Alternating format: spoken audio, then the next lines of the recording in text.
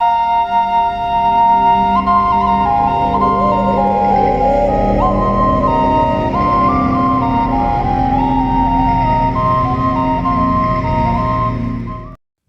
बुद्ध, जिन्हें सिद्धार्थ गौतम और भगवान बुद्ध के नाम से भी जाना जाता है, बौद्ध धर्म के संस्थापक माने जाते हैं। उनके अनुयायियों को बौद्ध कहा जाता है।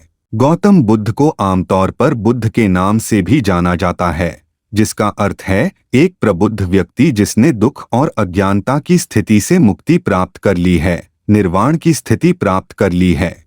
गौतम बुद्ध का जन्म 623 ईसा पूर्व दक्षिणी नेपाल में स्थित लुम्बिनी प्रांत में हुआ था। उनका जन्म हिमालय की तराई में रहने वाले शाक्य वंश के एक कुलीन परिवार में हुआ था। शाक्य वंश के मुखिया शुद्धोधन उनके पिता थे, जबकि उनकी मां माया एक कोलियान राजकुमारी थीं। ऐसा कहा जाता है कि दरबारी ज्योतिषियों ने भविष्यवाणी की थी कि वह एक महान ऋषि या बुद्ध बनेंगे।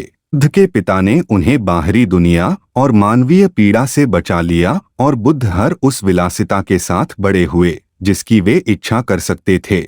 30 साल तक एक आश्रय और शानदार जीवन जीने के बाद बुद्ध को वास्तविक दुनिया की झलक मिली।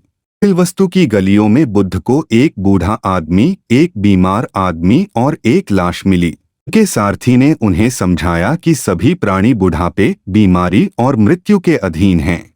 यह सुनने के बाद बुद्ध को आराम नहीं मिला। ते समय उन्होंने सड़क पर एक भटकते हुए तपस्वी को देखा। उन्होंने यह समझ लिया कि वे एक तपस्वी बनकर इन सभी दुखों पर काबू पा सकते हैं, और फिर उन्होंने दुखों की समस्याओं के समाधान की तलाश में अपना राज्य छोड़ने का निर्णय लिया। दुख की समस्याओं के उत्तर की तलाश में बुद्ध ने अपनी पत्नी को जगाए बिना उन्हें मौन विदाई दी और एक तपस्वी का सादा वस्त्र पहनकर जंगल की ओर प्रस्थान किया। ने 2 शिक्षकों के साथ काम किया, अलारा कलामा और उदराका रामपुत्र। अलारा कलामा से उन्होंने सीखा कि कैसे अपने मन को शून्यता के क्षेत्र में प्रवेश करने के लिए प्रशिक्षित किया जाए। उदराका रामपुत्र ने उन्हें सिखाया कि मन के एकाग्रता क्षेत्र में कैसे प्रवेश किया जाए, जो न तो चेतना है और न ही अचेतन। अंततः बुद्ध ने मुक्ति की तलाश में अपने दोनों शिक्षकों को छोड़ दिया। 6 साल तक बुद्ध ने अपने 5 अन्य साथियों के साथ चावल के एक दाने खाकर और शरीर के खिलाफ मन का संघर्ष करके तप किया। बुद्ध के तप को छोड़ने का फैसला करने के बाद उनके 5 साथियों ने उन्हें छोड़ दिया। गांव में बुद्ध को सुजाता नाम की एक महिला ने दूध की एक डिस्क और शहद के कई बर्तन भेंट किए। 7 दिनों के बाद वे मानवीय पीड़ा की जंजीरों से मुक्त हो गए और प्रबुद्ध व्यक्ति बुद्ध बन गए। ज्ञान प्राप्ति के बाद बुद्ध अपने आत्म साक्षात्कार के बारे में लोगों से बात करने में झिझकते थे। उनका मानना था कि ज्यादातर लोगों के लिए इसे समझना बहुत मुश्किल होगा, लेकिन ऐसा कहा जाता है कि भगवान ब्रह्मा ने उन्हें अपना फैसला बदलने पर मजबूर कर दिया। बुद्ध अपने शिक्षकों अलारा कलामा और उदराका रामपुत्र को खोजने के लिए वापस गए, लेकिन उनकी मृत्यु हो चुकी थी। फिर वे अपने 5 साथियों को खोजने गए जो उन्हें छोड़कर चले गए थे। बुद्ध ने वाराणसी के पास स्थित सारनाथ में अपने 5 साथियों से मुलाकात की और उन्हें अपने जागरण के बारे में आश्वस्त किया।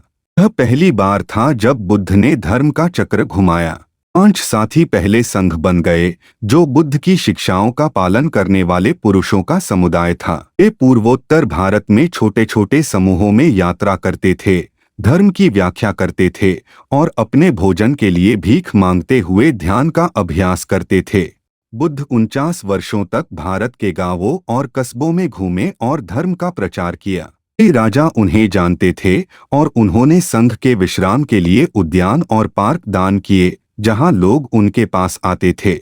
बुद्ध ने संघ के लिए आदेशों का एक सेट विकसित किया, जिसे प्रतिमोक्ष नामक विभिन्न ग्रंथों में संरक्षित किया गया। इन ग्रंथों को संघ द्वारा हर 2 सप्ताह में सुनाया जाता था। बुद्ध की मृत्यु 80 वर्ष की आयु में सूअर का मांस या मशरूम खाने से हुई। की मृत्युशैया पर एकत्रित भिक्षुओं ने उन्हें एहसास दिलाया कि सब कुछ क्षणभंगुर है।